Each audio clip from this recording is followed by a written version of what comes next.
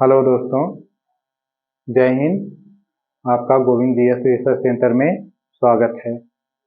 आज हम लोग पढ़ने वाले हैं प्रकाश का अपवर्तन। प्रकाश का अपवर्तन क्या होता है?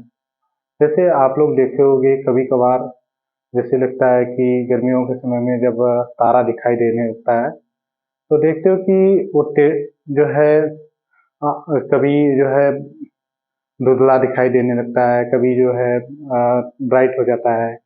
और देखते हो कि जब हम लोग किसी बाल्टी में किसी छड़ को डुबोते हैं तो देखा जाता है कि वो जो छड़ रहता है, छड़ टेढ़ा मेढ़ा दिखाई देने लगता है। आखिर ऐसा क्यों होता है? इसका रीजन ये है कि प्रकाश का प्रकाश का एक माध्यम से दूसरे माध्यम में जाना। अब एक माध्यम से दूसरे माध्यम में जब प्रकाश की जाता है तो इस घटना को हम लोग बोल देते हैं प्रकाश का अपवर्तन, या ऐसे कर सकते हैं जब प्रकाश की किरणें एक समांग माध्यम से दूसरे समांग माध्यम में प्रवेश करती हैं तो वे अपने मार्ग से विचलित हो जाती हैं। इस घटना को हम लोग क्या बोलते हैं? प्रकाश का अपवर्तन। देखिएगा, जैसे कोई पृष्ठ है, एक ये मान लीजिएगा आपका माध्यम, मान लीजिएगा विरल है और एक क्या है? सघन है। अब विरल से सघन यानी विरल से गहन में जब जाते हैं तो क्या होता है?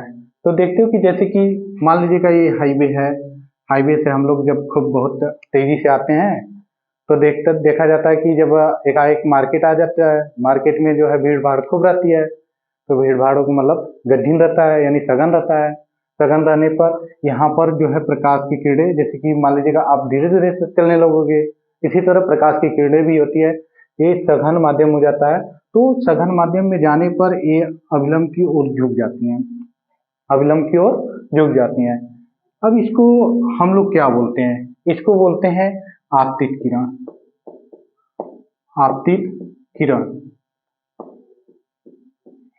और इसको हम लोग बोलते हैं अपवर्तित किरण। अपवर्तित किरण। ये आपतित किरण हो गया, ये क्या हो गया? अपवर्तित किरण। अब यहाँ पर आपतित और अपवर्तित किरण, अब जो आपतित किरण है इस पर पड़ रहा है, किस पर पड़ रहा है? अब किसी तल पर तो पड़ेगा ही।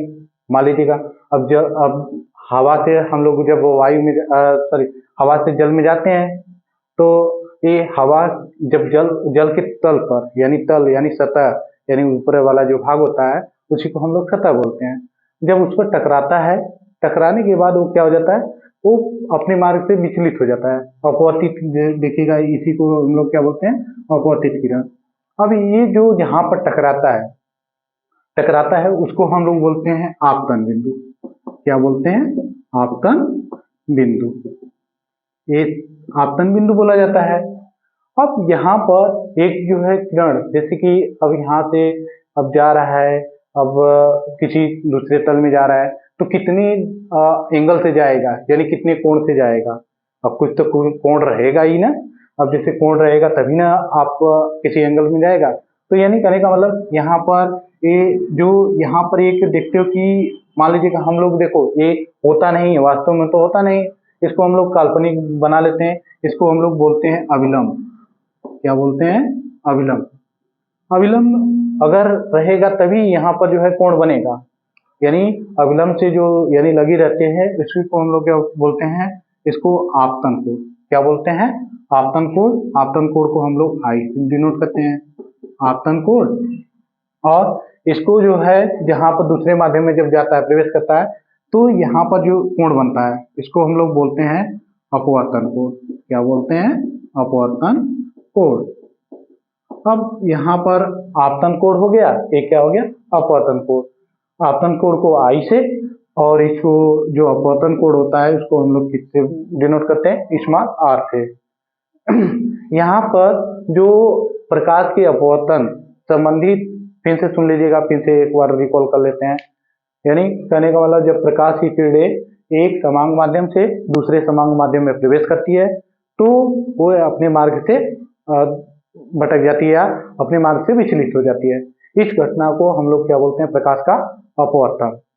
अब यहाँ पर जो प्रकाश की किरणें जो इंसिडेंट हो रही हैं यानी पड़ रही हैं, उसको हम लोग बोलते हैं आपतित किरण।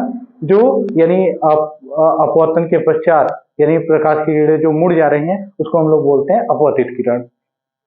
अब इसके बाद जो यहाँ पर जो कोण बना रहा है, उसको बोल देंगे आपतन कोण, और इसको जो ये जो आपका दूसरे माध्यम में जो कोण बन रहा है, उसको हम लोग बोल देंगे अपवर्तन कोण।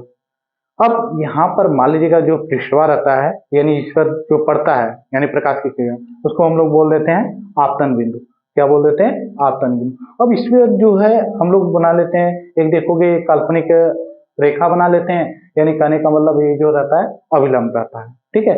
अब ये इसी पर दो नियम दिए गए। कितने नियम दिए गए? दो। यानी प्रकाश के अपवर्तन संबंधी दो नियम दिए गए। और दो नियम क्या है? आपतित किरण और अपवर्तित किरण।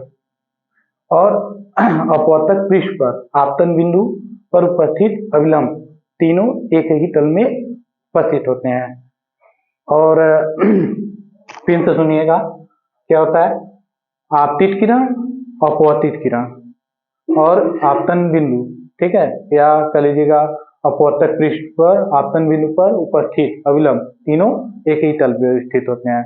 और इसके बाद जो रहता है सेकेंड नियम स्नेल का नियम होता है। यानी कहने का मतलब जो आपतन कोण की जा और अपवर्तन कोण की जा का अनुपात सदैव नियतांक होता है।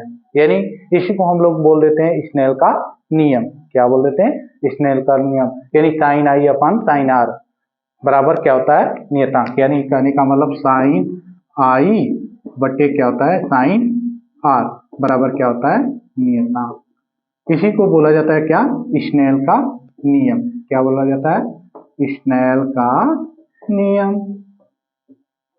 अब नियतांक बस आज के लिए बस इतना ही। अगर यह वीडियो अच्छा लगा तो लाइक कीजिए, सब्सक्राइब कीजिए और अपने दोस्तों को ज़्यादा से ज़्यादा शेयर कीजिए, जिससे सभी दोस्तों को जानकारी प्राप्त हो सके। धन्यवाद।